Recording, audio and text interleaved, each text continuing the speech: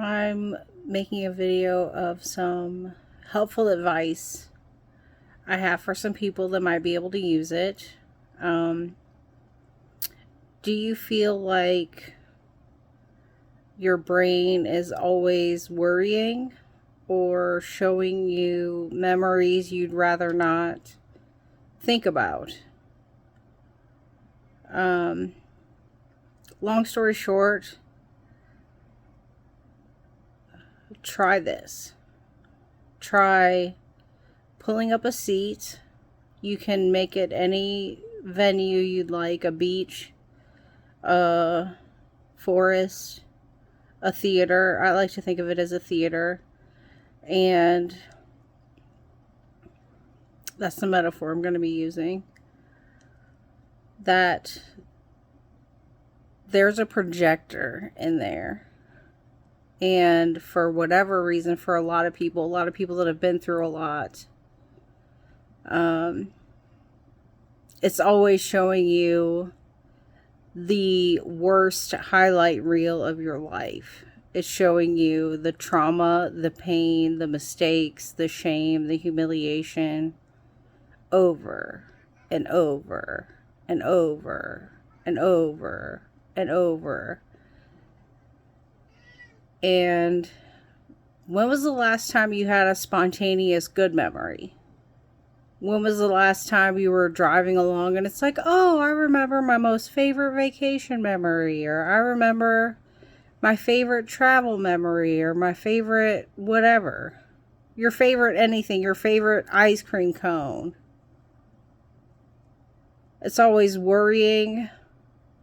It's always woulda, coulda, or shoulda, which is just trying to, in your theater, put your little fingers in there and move everybody around to the way you think it should have went.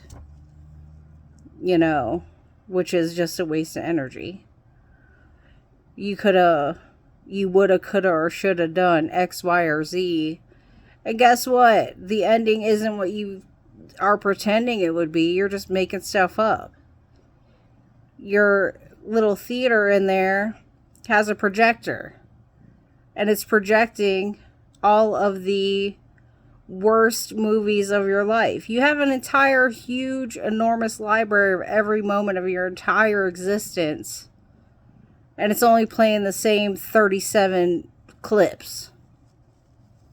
You know, you had a 15-second bad experience, but you've lived in it for 2,347 hours because it just won't stop playing. It just won't stop. But here's the good news. You can stop it. Sorry, my cat's trying to climb all up on me. But what I did was... So once you take a seat and you start watching the projector from behind, you're watching the projection operator. You got a little projector in there that's just doing whatever it wants to do. Nobody's operating it. So it's showing you your mistakes, showing you things you have problems with. So look, take some time, take a little break, some couple days, few days, and look, you know which ones they are because you've seen them 5 million times. It was the time you lost your keys. It was the time you got beat up. It was the time, whatever. It doesn't matter. Look at it. Are you still making those same mistakes? Here's the good news. If you're making funky, fresh, new mistakes, you've progressed. You have grown. Okay? If you're making those exact same mistakes, then you need to learn a lesson. You need to think about it. If you're caught up in whose fault it was, land on a number. It doesn't matter. It is 37.796% your fault. 247% the fault of the weather. Doesn't matter. Put it in a bubble and let it go.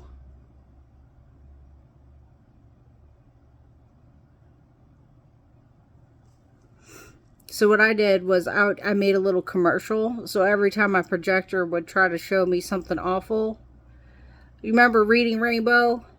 I had my own little clip I'd plug in there.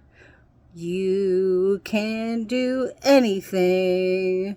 Take a look. It's in a book, The Reading Rainbow. And that's how I would blast it out of my consciousness. I don't need to see that shit again. I was there. I know all about it. Thank you.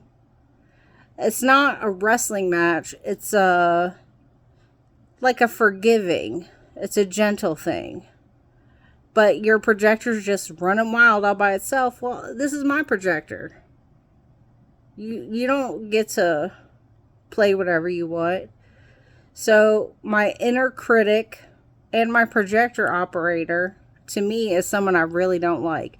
Whenever it's doing something I don't like, I personify that into someone I can't stand, that I don't respect. And that person is Donald Trump. Right? You can make it whoever you want. But that's the person I can't stand the most. So, whenever he acts up, here comes my ninja sword. What'd you say to me? You know, the inner critic? You didn't do enough. You're this. You're negative, negative, negative, negative. I'm holding the yardstick around here. This is my life. And I'm not gonna hear it. I'm not having it. Karate. Right? That's the end of that shenanigans. And eventually, old DJT will stop popping up every 20 seconds.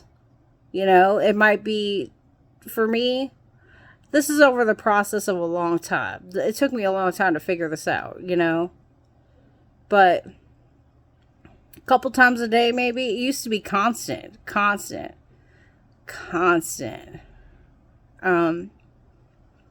So what I do is, when I lay my head on my pillow and I try to go to sleep, instead of my worst greatest hits playing, like it always did, keeping me awake, I focus on gratitude. How do you do gratitude? It started with my sheets. I'm so glad my sheets are so smooth and fresh. I'm so glad I have a bed and it's indoors. I'm so glad I got plenty of hot water to take a shower. I'm so glad I got a car that rolls on 4 wheels and gets me where I need to go. I'm so glad I got this friend. I'm so glad I got that friend. Think of anything good, and then you feel that feeling and try to, eventually you can keep it up. You know, we can take every moment of every second of our lives to tell ourselves this moment is not what it should be. That the universe, the gall, is not measuring up to what you think it should be. It is what it is. And when you accept that life isn't easy. It's not supposed to be easy. It's a curriculum. And if you're learning, it will progress and change. And if you're not learning, you're in a loop. So learn and move on. And so once you establish that gratitude, take some time every day, that time before you're falling asleep, take some extra time during the day when you're eating your lunch, or whatever time makes sense for you when you're having your coffee, to be thankful that you're here. So that every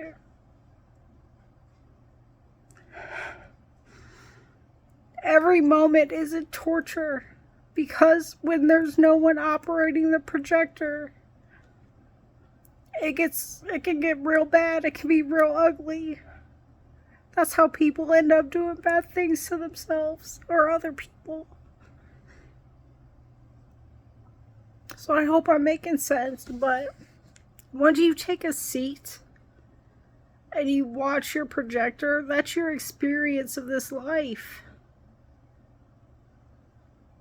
And if you can improve that, because you can't, it's hard to be good to other people when you've exhausted your mental, emotional resources, fending off these bad memories and bad experiences that you've already had.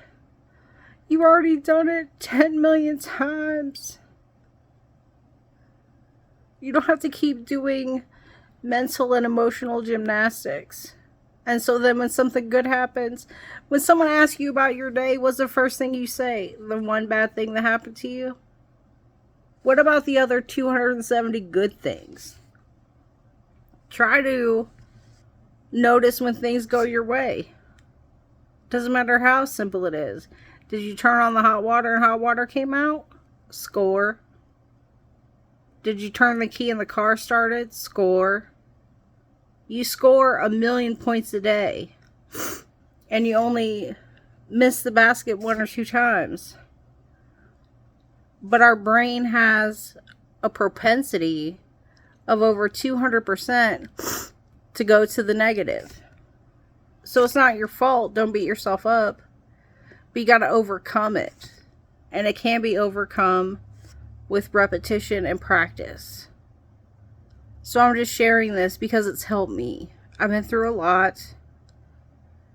And my experience of life is profoundly changed. I'm 1,000% happier. I'm 1,000% more relaxed. So then when those swerves come your way, you haven't been fighting and going through horrible stuff all day in your mind, using up all your energy. You have energy to be like, it's just, it ain't nothing but a thing. It's just, how long is a piece of string? It's fine. You know? So, whatever those old memories are, just sit down and you might have a breakdown. Cry about it. Maybe you didn't feel all the feelings involved. Feel all your feelings. Cry it out. And all those old movies, just fold them up, put them in a box, and put them out in your library because there's so many other clips you could be watching. It's real easy for some reason for everything to be bad. But it can be so much easier for everything to be good. That's it. Thank you. It helped me. I hope it helps you.